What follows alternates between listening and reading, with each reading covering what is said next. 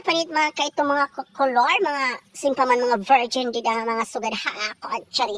So anyway, adi ako yung nakagurangan yan. May na-encounter ako or may nakita ako nga usay nga tanom or naturok la talaga niya kagurangan yan. Usay niya nga ginagamit para particular nga butang. Personally ginamit ko niya. So here is it. Adi man po inihiya. Inihiya. Mapindot kita.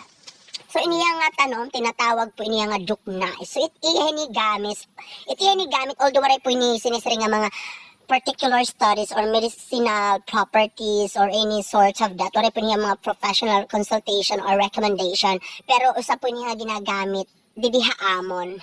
Personal na kuwan ko talaga iniya. Pampadagmit pagpamarahin. O para doon din mga no comment.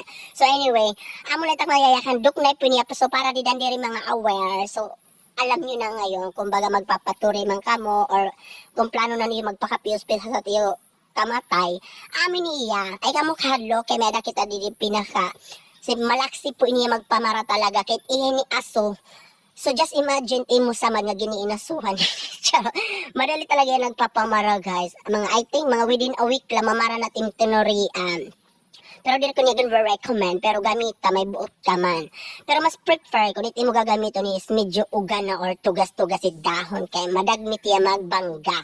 Nga halimbawa magkukang kanit igkakada mo liya bagol nga bubutan mo liya baga and then mag-aso na nga ni tungog iti mo lingling itong tinori ayaw timbunay kay ito di na maluto. So amin tiya, do it again with consistency I guess mga 1 or twice a day. O pwede na hiya.